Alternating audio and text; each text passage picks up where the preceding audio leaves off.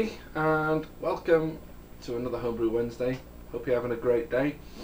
I haven't been on for a while. I haven't done a video for quite a while now. Simply because I've had nothing new to add. I have put on a brew day. That'll already be up. I've got a Smash update going up, if not up already. So I've not really done much. I have done a couple of upgrades. One to a HLT and one to the recirculation. No, not the recirculation. Counterflow chiller for the grandfather. Made the hoses a bit bigger. So let me show you. First of all, let me show you the HLT set. Okay, so we've got a boiler which we're going to now take it from its shiny, spanking new stage, and we're going to Frankenstein it. Basically, we need to put a ball lock valve on, and we need to connect to an STC. Okay, so let me just show you the pot real quick.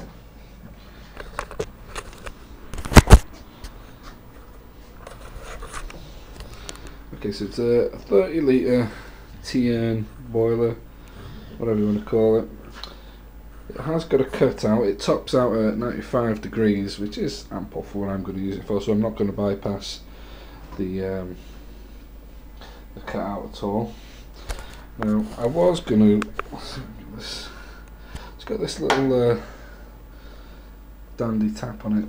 I was going to take that off and replace it with the ball valve, but fortunately the hole for this tap and the sight glass are too close together.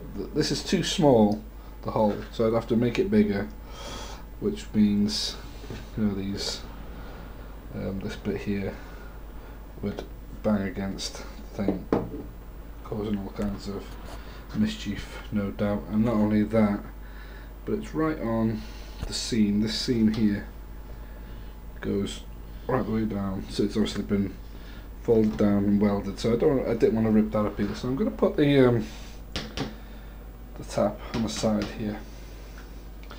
Okay, so for that we're going to need to drill it through. You can see Betty, hello.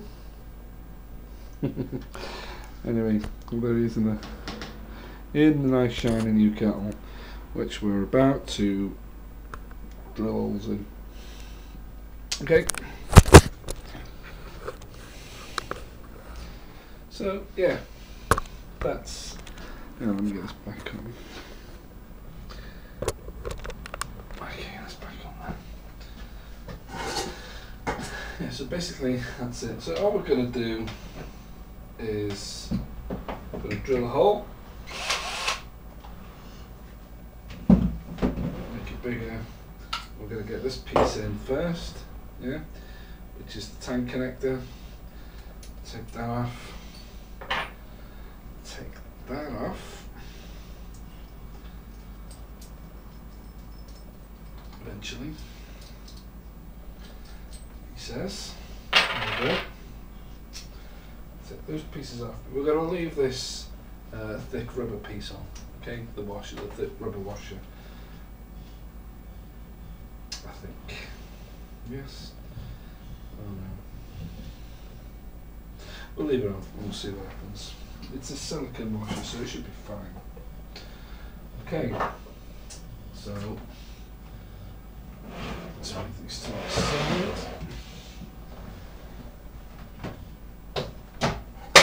Oops. Oh, it's got a really nifty lid on it as well. It locks on, twists, comes off. Which is handy. It's got a bit little vent so we can direct the steam outside, out the way. Okay, so let's see what we can do. Okay, so we'll put this on its side. Yeah, so I hope you can still Let's see. I'm going to take a metal cutting bit and drill a pilot hole.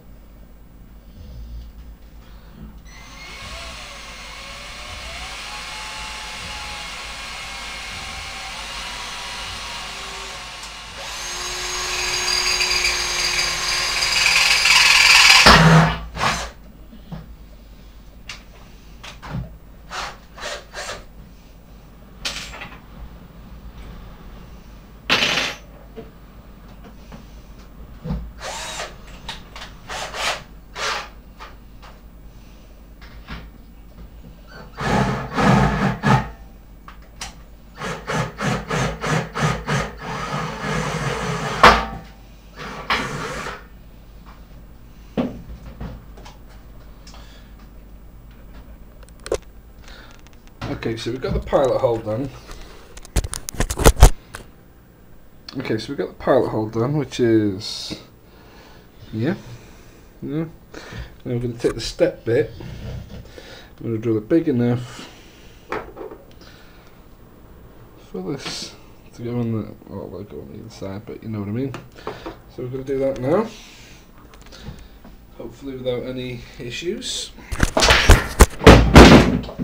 He says as he bangs everything. There's a bloody thing, there we go. Yeah, this shouldn't take too long because it's only thin stone, it's not like drilling through a keg or anything like that. Let's get that done.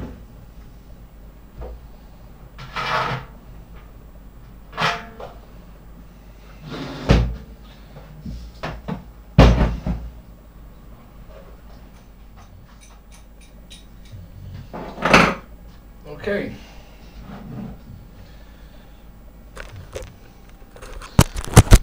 Right, and there we have it. It is on there, it is through. What I'm going to do now is connect this, which is going to be fun.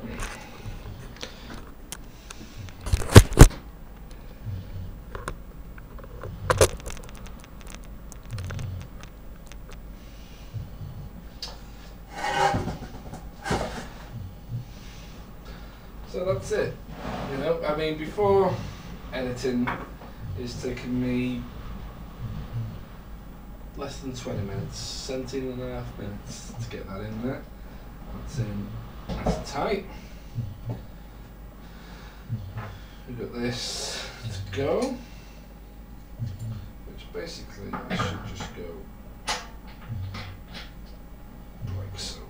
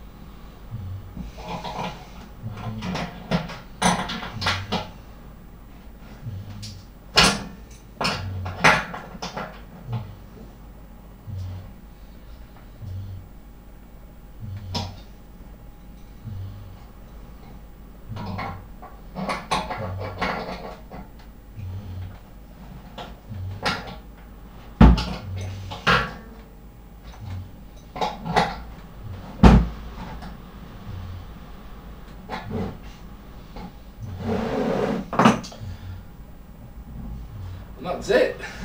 Job done. Yeah. Simple. Now it doesn't look as pretty anymore, but very functional. And I can still use this tap to make me a cup of tea. So all we're going to do on this now is do a leak test. And see whether that's done the job or not.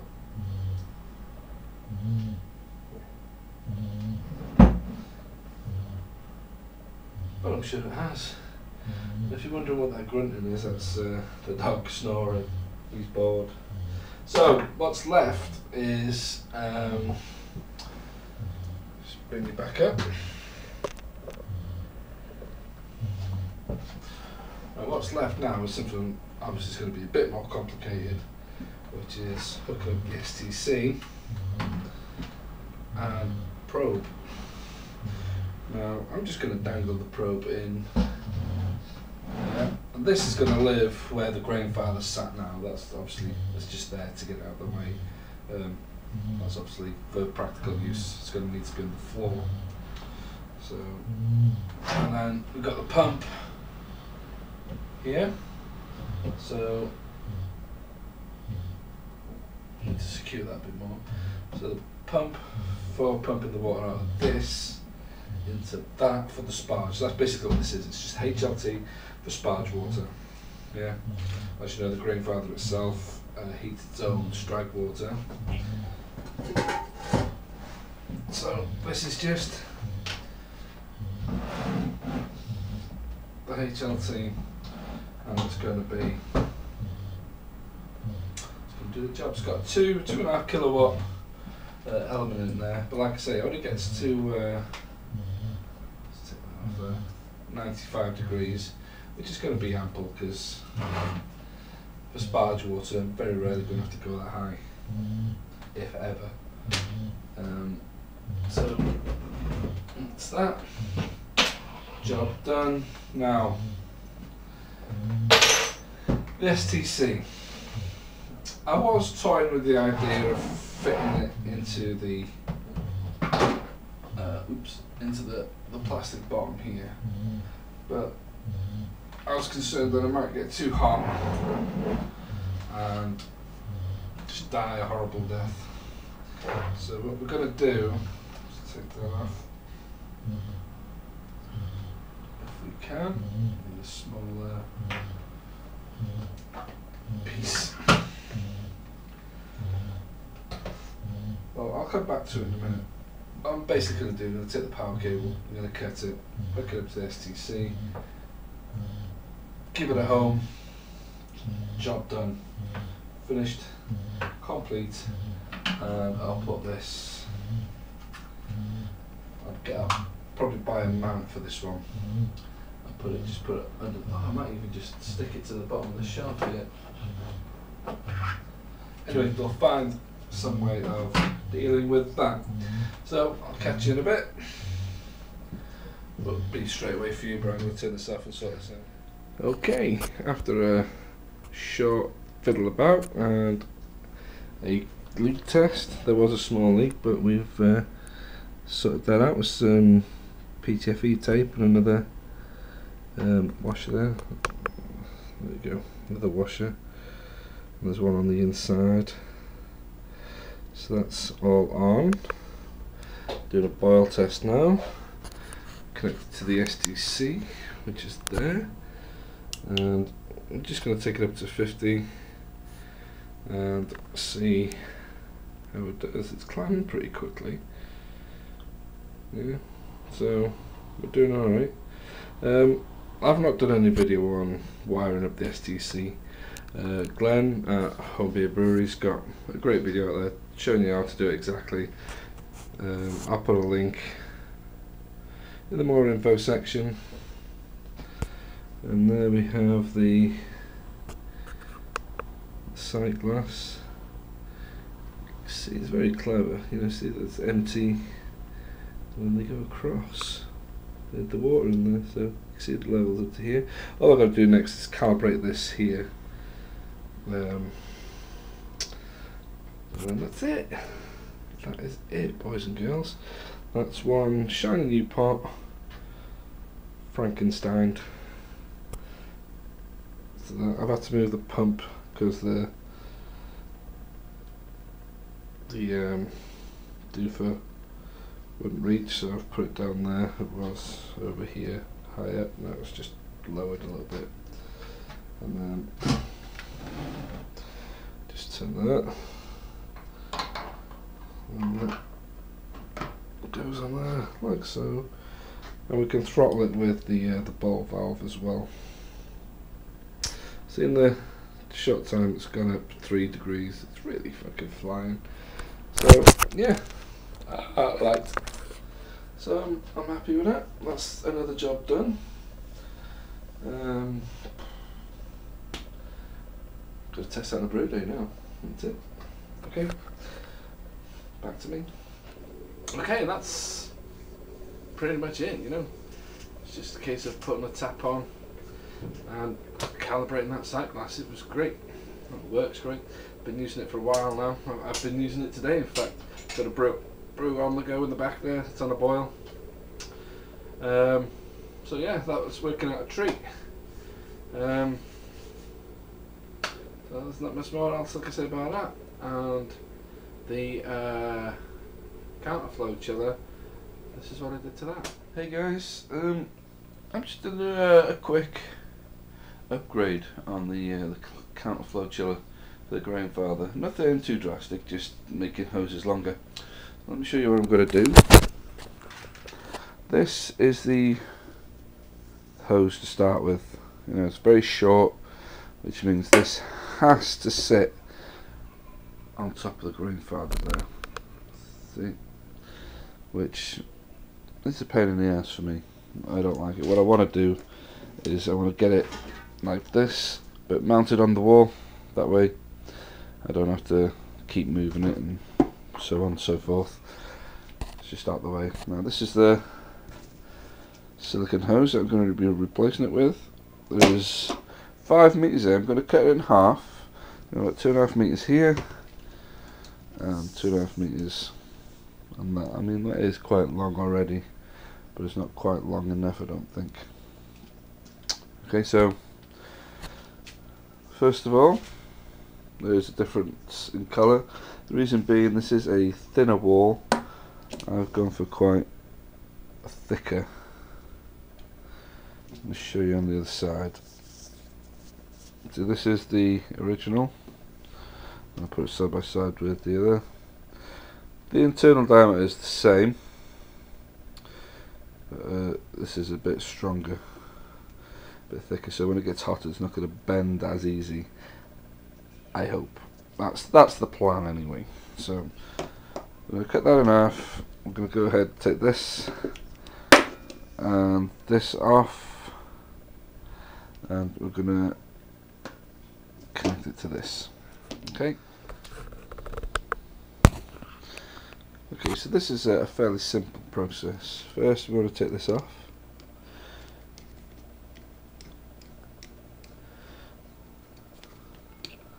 So it's just like a Jubilee clip, or a clamp, or whatever you want to call them. And then that's just got to come off.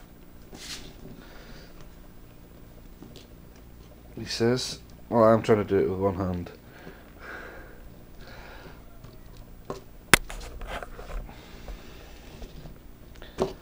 Okay, so that just popped off. That's what you're left with. And this is the bit we're going to swap out. Okay, so now that's bits off. We'll take the clamp off there. And there's a strange looking fella. There you go. Kind of clamp on this one, which I'm not entirely sure. Probably going to have to swap it for an actual Jubilee clip, because I think once I take that off, focus, once I take that off, I don't think it's going back on. Right, let's get it off and then I'll come back. Okay, right, I've cut this into 2 lengths of equal size, and as I suspected with this, it's focus, it's not going to go back on. So this is the piece we've taken off. I'm going to get rid of that. That's no good to us now. We're basically going to add this on, and we'll just get another Jubilee clip for that. So that'll be going on one end, and the other end attaching to that. Okay, and that's it. We're done. Nice and quick, nice and simple. So there it is. That's back on, nice and tight. Like I said, I had to use a Jubilee clip on that one, or a hose clamp, whatever you want to call it. It is a bit big, but it's the only one I had. So I'll either buy a smaller one tomorrow, or I might just trim that off, because it's on there, it's tight, and it's going to do the job.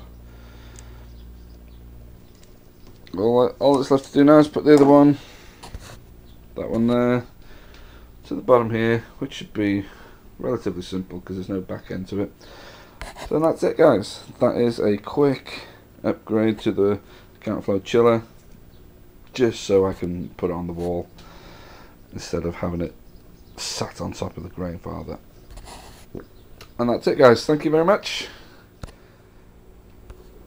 Right, and that's it. That's it for that. There is another thing that I want to do on the grain father, and that is attempt to put a sight glass where the metal pump stem is. I've shown you that in the past. It basically, there's a metal rod going from the pump all the way up the side of the grain father, and then sort of dumps it back in. Now I'll try and get that to double up as a sight glass. So I'll put some well, I think what they call it, polycarbonate tubing, or so whatever they call it, I can't remember. It's I've got one somewhere there. Don't know where it is. Oh, there it is. It's just one of these. This is off my old boil kettle. I'm going to try it with that first, see if that works. If not, I'm not sure what I'm going to do. The dipstick method isn't going to work. There's just not enough space from where the grain basket and the grain father is less than a finger's width. So I need something that I can visually see quite quickly. But no, that's it. I've got a couple of brews on. Like this one. This is my second brew today. There's one in the bucket there, and I've got the Trooper clone on the go there. What else? Oh, my mead for the Canadian Sasquatch mead challenge that we did last year. I don't know if anybody of you remember, but those that you involved will remember. So that's getting sent out towards the back end of this week, I think, Friday, most likely. So I've got to get bottles. It's only 4 bottles, so I'm okay. I've got 1, 2, 3, 4, 5. I've got 6, so it's handy. And that's it, I think. That's all I got for this week, anyway. Hopefully, oh, it's steaming up. It's steaming up because of the boil. Doing a quick look. Let's have a quick gander.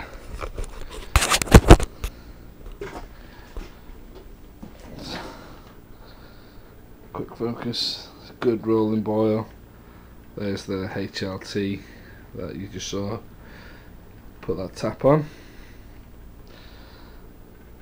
And that's the grain father in action. So that's it. That's all I've got time for. Well, that's not all I've got time for. I've got plenty of time because I do fuck all. But that's all I got this time. Okay? So I'll see you on the next one. Hopefully it won't be too long. And don't forget, click, like, subscribe. You know you want to. I do great videos. You'll love it. And don't forget, join me on the Friday night cast if you don't already. That's the Friday Night Rock Show on Vaughan Live TV, 9 PM local time. That's BST, British summertime. Be there. We have a great laugh. Right, take care, guys. See you next time.